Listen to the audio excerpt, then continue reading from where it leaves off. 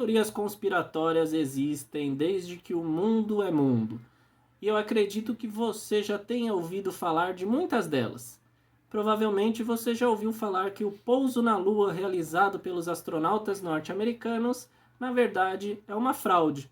Tudo aquilo foi uma encenação hollywoodiana, uma grande produção cinematográfica dirigida por ninguém menos que Stanley Kubrick, para forjar ali um pouso, né, um verdadeiro pouso dos astronautas na Lua e assim os norte-americanos enganar toda a população. Ou talvez você já tenha ouvido falar que o Paul McCartney, na verdade, está morto. Ele teria morrido em um acidente de carro em 1996 e os produtores dos Beatles, para não precisar dissolver a banda, teriam colocado um sósia no lugar e ocultado, apagado qualquer informação sobre a morte do verdadeiro Paul McCartney. E nós também temos as nossas próprias teorias da conspiração.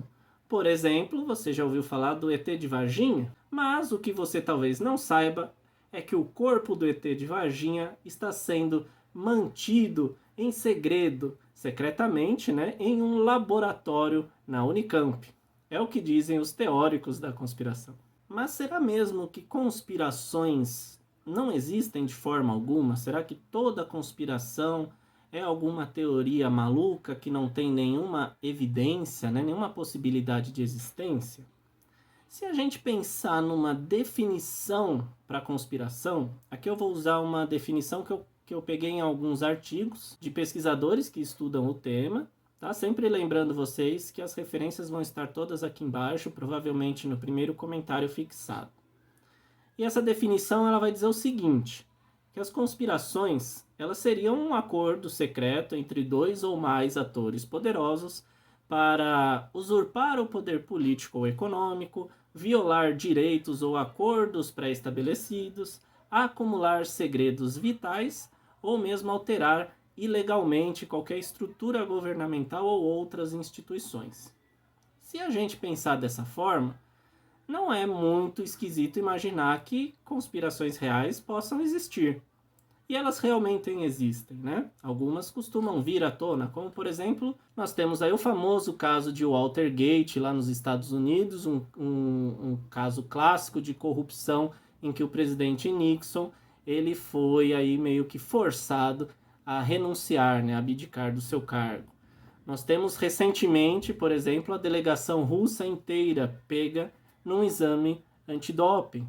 Então seria ali uma ação conjunta, né, de praticamente uma delegação inteira de atletas tentando burlar aí as regras, né, do campeonato. E tem um outro caso que eu acho bem interessante, que é o caso da Volkswagen, lá nos Estados Unidos.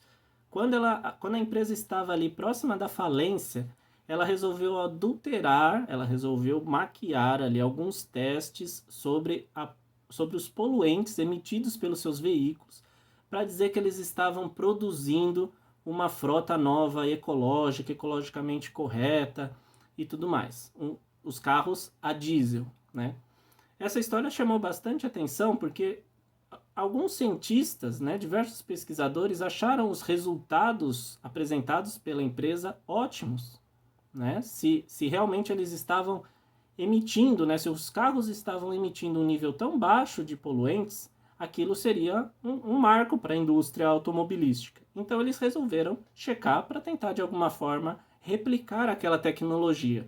Mas os testes feitos pelos cientistas nunca davam os mesmos resultados que os apresentados pela empresa. Para vocês verem como o negócio é tão maluco, no início os cientistas acreditavam que o que estava com defeito era os aparelhos de medição. Eram as formas como eles estavam fazendo as medições desses poluentes. Eles nunca iriam desconfiar que a empresa estava, na verdade, fraudando os seus resultados. E isso foi descoberto, claro, um pouco mais para frente, quando o cerco começou a fechar em volta da empresa. Esse é um caso muito interessante, eu recomendo que você assista. Tem um documentário na Netflix que chama Na Rota do Dinheiro Sujo, e o primeiro episódio é justamente sobre essa história da Volkswagen. Então, para você saber em detalhes como que funcionou toda essa trama, eu recomendo que você assista esse primeiro episódio. Mas então, se existem conspirações reais, como que a gente vai fazer para distinguir quando uma pode ser verdadeira ou quando ela é completamente maluca. Se tem alguém me dizendo que a NASA está escondendo de alguma forma que a Terra é plana, mas tem alguém me dizendo que, olha, a Volkswagen fraudou aqui os testes, né? Teve todo um conluio, uma conspiração para manipular os resultados. Como que eu posso acreditar que uma pode ser verdadeira, mas a outra é completamente maluca? Então vai ser sobre isso que eu vou falar com vocês aqui no vídeo de hoje, trazendo algumas dicas para vocês identificarem quando alguma história aí muito mirabolante, na verdade, é uma teoria falsa de alguém tentando te manipular ou te enganar.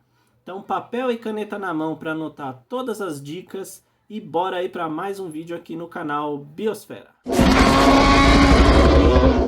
E como você já deve ter percebido no título desse vídeo, a gente está colocando a hashtag Pandemia Sem Fake. Essa é uma campanha lançada pelo grupo de canais do Science Vlogs Brasil, que tem o apoio do Instituto Vero e da Rede Internacional de Checagem de Fatos, a IFCN. Então, essa é uma campanha muito bacana, está envolvendo aí vários canais de divulgação científica para falar sobre a questão das fake news, teorias conspiratórias e apoiando aí todas as agências de checagem de fatos. Então, eu aconselho vocês a acompanharem essa hashtag nos próximos dias, que vai ter muito material bom sendo lançado aí no YouTube e em todas as outras redes sociais. Fique de olho. Então, para a gente compreender melhor o pensamento conspiratório e entender como que uma teoria da conspiração ela é estruturada, eu vou trazer aqui bastante informação me baseando no Manual das Teorias da Conspiração, que foi produzido internacionalmente por alguns pesquisadores, né? Especificamente aí o Stephen Lewandowski, né? Não confundir com o jogador de futebol agora, famoso, e o John Cook, que são dois pesquisadores estudiosos aí das teorias conspiratórias. Então, um dos primeiros pontos que eles colocam para ajudar a gente a diferenciar as conspirações reais daquelas imaginadas, né, daquelas malucas, é a gente perceber a linha de pensamento que é seguida para se chegar em um desses pontos. Conspirações reais, por exemplo, elas vão chegar, você vai chegar até elas através do pensamento convencional. Você vai acabar descobrindo essas conspirações através do pensamento convencional, que é apresentado por 3 passos. O primeiro deles é um ceticismo saudável, né? Aquele ceticismo que é você duvidar de algo, mas não negar esse algo a priori. Você apenas levanta alguns questionamentos e esses questionamentos podem ser respondidos com evidências. O pensamento convencional ele é sensível a essas evidências, então é a partir da análise das evidências que você descarta ou não uma informação, né? Você tem ela como verdadeira ou falsa, também buscando aí a coerência entre os discursos, entre essas evidências. Seguindo esses passos, esses autores colocam, você vai acabar chegando aí numa conspiração real, se ela realmente de fato existir. O pensamento conspiratório ele é construído em cima daquilo que a gente chama de hiperceticismo, né? Que é a suspeita absoluta, é você desconfiar de tudo, imune a qualquer tipo de evidência que seja contrária ao pensamento conspiratório inicial. E também o conspirador, né, ele vai acabar caindo em algumas contradições, mas isso não vai ser um problema para gerar toda essa teoria de conspiração imaginada. A gente vai entender isso em detalhes daqui a pouquinho. E a gente sabe que teorias conspiratórias elas não são baseadas em evidências que resistam, por exemplo, àquela trajetória do pensamento convencional que eu mostrei para vocês, que é basicamente uma linha de raciocínio científica, né, para você chegar ali em algum resultado. E mesmo assim, elas são muito populares. E por que que isso acontece? Bom, um dos fatores que pode ajudar uma teoria da conspiração a se propagar é que ela lida com um sentimento de impotência. E elas também trazem explicações para eventos improváveis.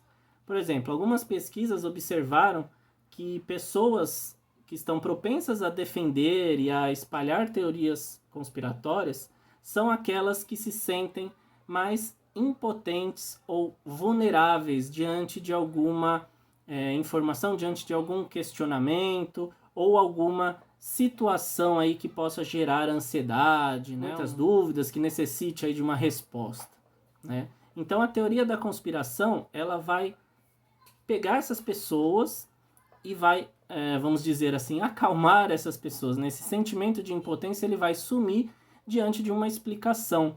E tudo isso também ajuda as pessoas a lidarem com eventos ameaçadores. Por exemplo, quando teve o 11 de setembro, existiram muitas conspirações, né? Muitas teorias conspiratórias para explicar o 11 de setembro.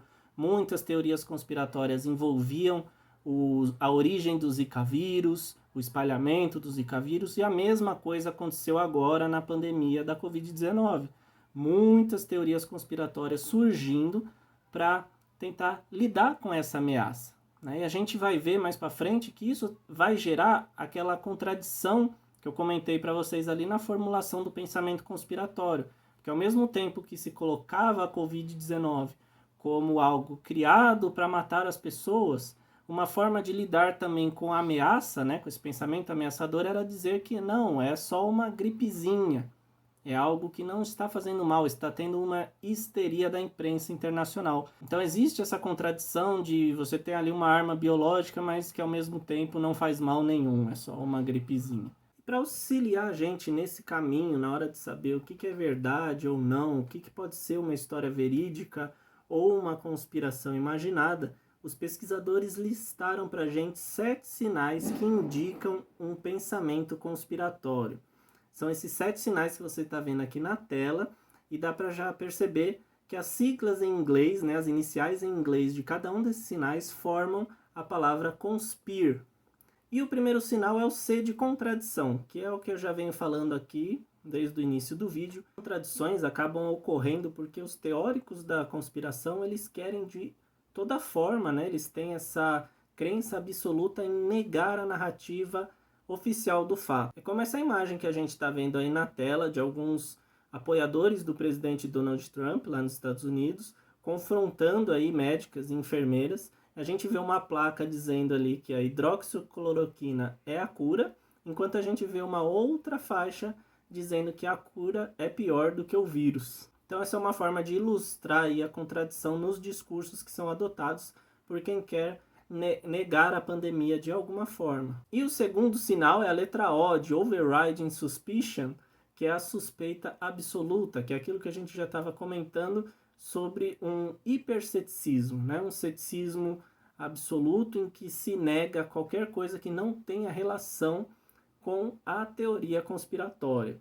Aqui também a gente pode chamar isso de como se fosse um ceticismo seletivo, ou seja, é um nível extremo de desconfiança que vai fazer com que a pessoa desacredite qualquer coisa que vá contra aquela visão inicial conspiratória que ela já desenvolveu antes. O terceiro sinal, que é a letra N de nefarious intent, que é a intenção nefasta. Toda teoria conspiratória, ela é baseada em alguém querendo fazer o mal. Dificilmente, acho que muito raramente, você vai encontrar alguma teoria conspiratória formulando ali, dizendo que alguém está conspirando para fazer o bem. As teorias conspiratórias vão sempre presumir que os conspiradores, eles têm uma intenção de fazer o mal, e nunca o contrário. Você nunca vai ouvir falar sobre aliens que querem curar o câncer. E se por acaso isso aparecer algum dia, vai ter uma outra etapa dizendo que o governo está impedindo os aliens de curar o câncer, porque isso de alguma forma vai falir a indústria farmacêutica. Então, você nunca vai encontrar uma teoria conspiratória com os conspiradores ali agindo para fazer o bem para alguém. E o próximo sinal da conspire é o something must be wrong. Algo deve estar errado. E ocasionalmente os conspiradores, eles podem acabar abandonando uma ideia que se torna insustentável, mas eles tendem a manter a mesma narrativa, né? Esse algo que deve estar errado, por exemplo, a gente viu bastante na pandemia, no início da pandemia, que é a questão da origem do vírus. Os conspiradores, eles vão negar, a princípio, toda a narrativa oficial dada pela OMS, pelos cientistas, para dizer que o vírus ele foi criado em laboratório intencionalmente. Quando essa narrativa ela se tornou insustentável diante de evidências científicas, né, nós tivemos artigos na Nature, por exemplo, mostrando a origem do vírus, passou-se então a defender que o vírus ele não teria sido criado, mas ele teria escapado do laboratório. Que a origem do vírus poderia ser natural, como falavam os cientistas, mas de alguma forma ele teria escapado ou sido liberado de dentro de um laboratório. E essa é uma narrativa que a gente vê sendo empurrada ainda hoje por conspiradores, dizendo que não, a ideia do vírus ter escapado de um laboratório precisa ser discutida, é importante, enfim. Sendo que a ideia é a mesma do início do vírus criado em laboratório, forma de negar ali todo o discurso, a narrativa oficial da ciência, da OMS, e imputar aí uma outra origem para o vírus que não aquela dita pelos pesquisadores. O próximo sinal é o de persecuted victim, que é a vítima perseguida. O conspirador ele sempre vai ser uma vítima de perseguição, seja do governo, seja de uma instituição religiosa, seja cientistas, universidade pública. Então você vai ver muito o conspirador se colocando aí como uma vítima, a própria vítima da conspiração em muitos casos, né? A gente vê muito isso em ufologia, por exemplo, nas conspirações ufológicas, o carinha ali que teve informações privilegiadas, porque ele leu 3 blogs que mostram ali que as pessoas estão sendo abduzidas, ela vai começar a criar essa mania de perseguição e achar que ela é uma vítima dessa conspiração. Isso, ao mesmo tempo, cria uma certa contradição na autopercepção do conspirador, né? Porque além desse papel de vítima perseguida, ele se coloca como alguém que combate algo vilanesco ali, né? Ele combate uma instituição, uma organização, algo que quer fazer o mal, então ele também tem essa visão heróica dele de combater essa conspiração, ao mesmo tempo que ele se vê como vítima dela. E esse é o 5º sinal que foi colocado pelos pesquisadores.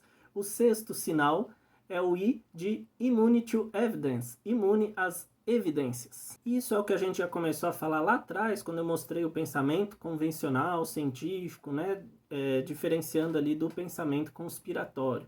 Enquanto que o pensamento convencional ele é sensível às evidências e tende a mudar diante das evidências, o pensamento conspiratório ele vai se tornar imune, ele vai criar uma barreira para evidências que digam o contrário daquilo que ele está propondo.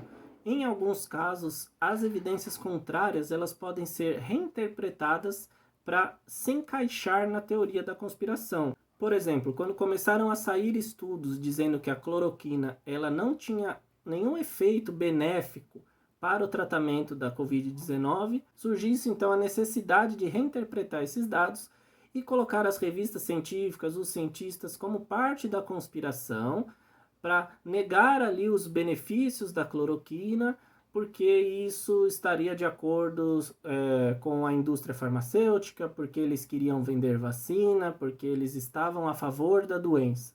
E o último item é a reinterpretação da aleatoriedade, que é o R do conspiro. Aqui, a suspeita absoluta encontrada no pensamento conspiratório, ele vai resultar aí em umas crenças de que nada acontece por acaso. Tudo precisa ter um agente causador ou precisa ter um agente intencional por trás.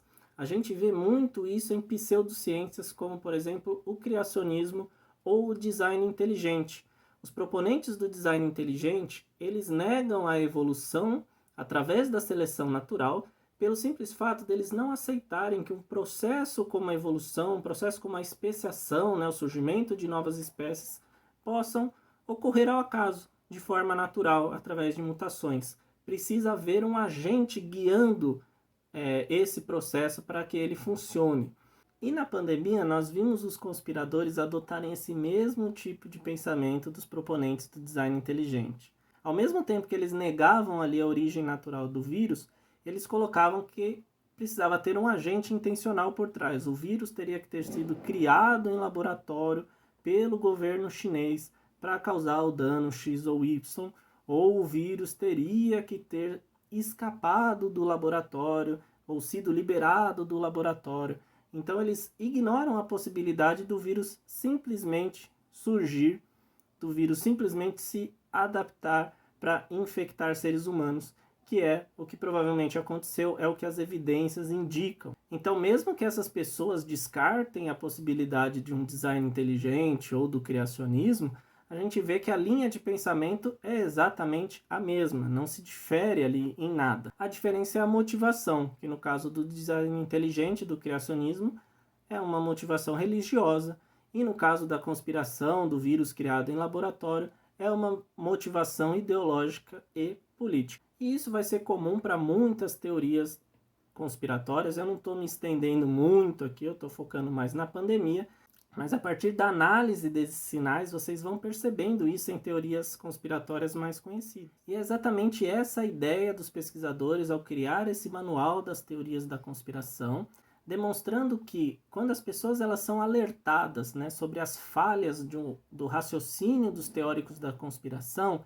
elas se tornam menos vulneráveis a acreditar nesse tipo de teoria. Então sempre lembre do Conspir, desses 7 sinais quando você estiver avaliando aí uma história, uma notícia ou qualquer tipo de alegação para verificar se ela é de fato verdadeira ou não. E por último, é sempre bom lembrar, você dar aquela checada, né, dar aquela verificada em sites de checagem de notícia, para ver se aquela matéria já não passou por lá, já não foi desmentida. E é isso aí, galera. Acompanhem essa campanha aí da Pandemia Sem Fake. Cliquem aqui na hashtag no YouTube e você vai ser direcionado aí para outros vídeos de outros canais que estão produzindo conteúdo para essa campanha.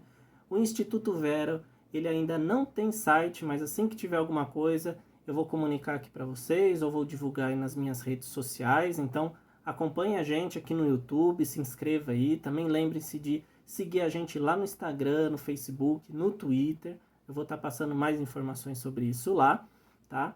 E acompanhar também a Rede Internacional de Checagem de Fatos, que está aí junto com a gente do Science Vlogs nessa campanha, buscando sempre trazer aí para vocês informações verificadas, de qualidade e desmistificando desinformações e fake news, beleza? Então é isso aí, um abraço a todos vocês e até o próximo vídeo.